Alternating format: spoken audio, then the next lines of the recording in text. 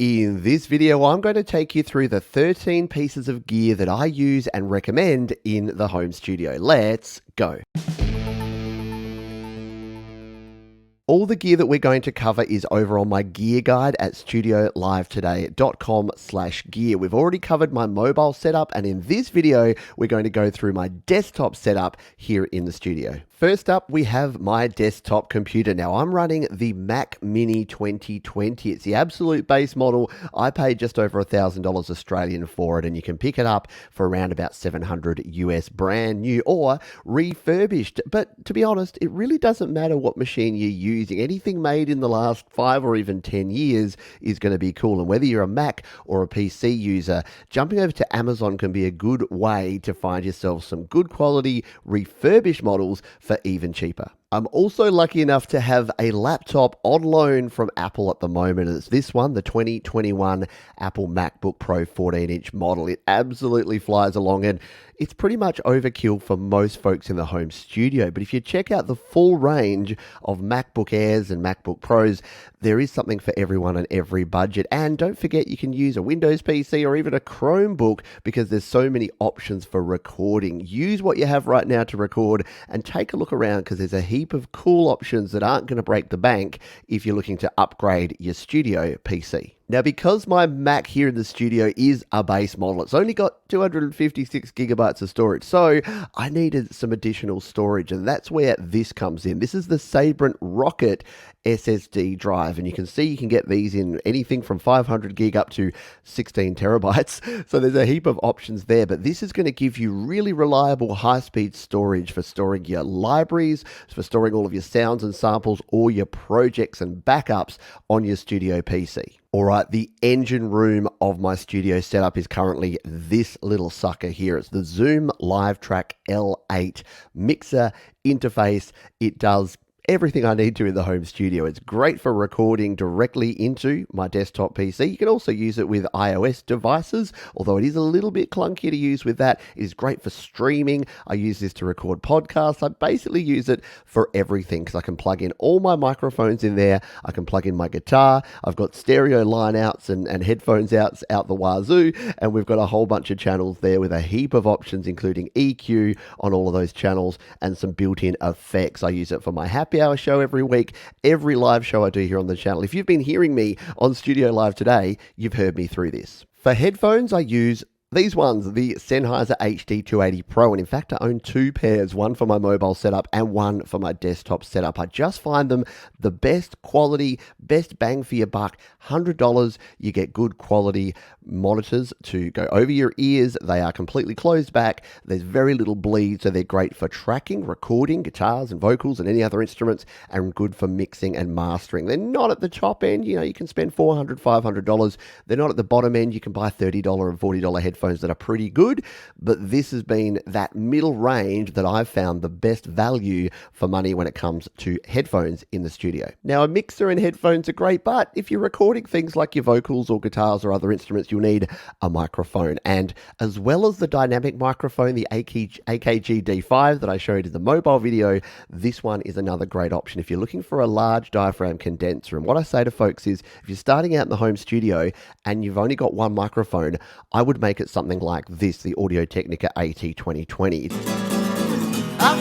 Fortune, but I never pay the tab. It's a large diaphragm condenser. It captures really good clarity. Some folks will say that it's a little bit top-endy, so a little bit treble sounding. So if you really want that dark sound, or you've got some loud sources or some loud vocals, maybe go with something like a Shure SM57 or 58 or the AKG D5. But for recording things like acoustic guitar, for more quiet vocals and more delicate sort of analog instruments, the AT2020 is my go-to and has been for some time. You saw it in the intro. Here it is again, my MIDI controller of choice. And again, there's a heap of great MIDI controllers out there that you can go with, from Korg to Roland to Novation, but I just find that M Audio is that great balance between features and price. This one's under $100 a lot of the time, up to $120 as retail, so it's a good price right now here in June 2022, and it's 49 keys. You've got sensitivity on there so that you can play in your parts and they're going to sound great. You've got a pitch bend wheel, you've got modulation, you've got a sustain pedal input, and it all runs directly via USB. So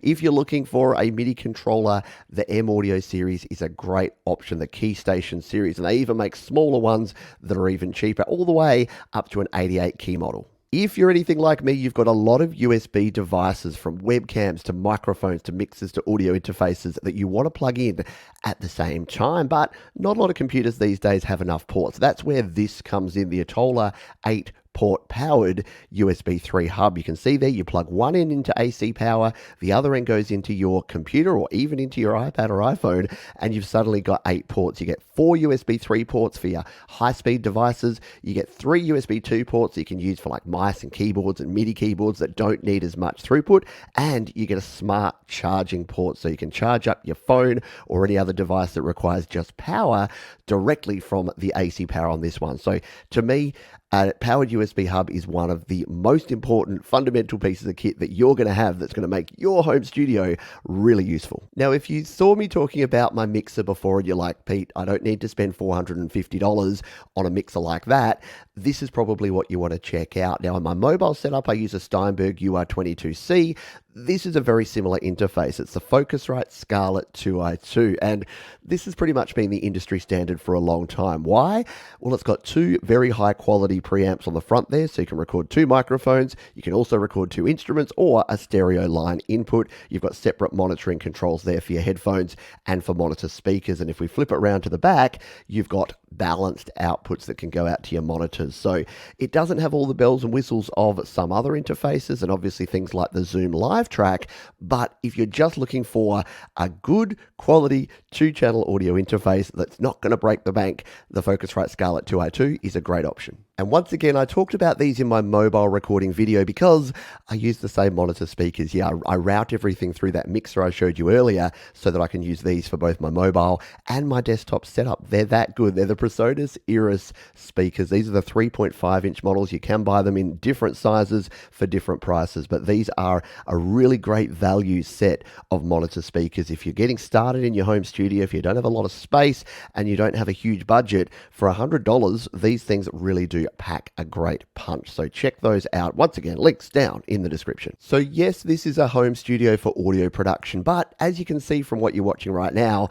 video is a very important part of a lot of us and our home studios, and that's where this comes in, the Logitech BRIO 4K webcam. In my experience, and I've used a lot of different webcams, Logitech are the best, and this one is the best of the bunch. It's got a really nice glass lens in there. It gives you really good quality up to 4K, works in all sorts of lighting and situations. Even if you don't have lights in a studio setup, it's going to give you a crisp image. And why is this important? Well, if you're recording yourself playing, if you're doing some behind the scenes, if you want to record a music video and you don't want to get involved with expensive and clunky digital SLRs and mirrorless cameras, having a good quality webcam connected to your studio PC is a great investment.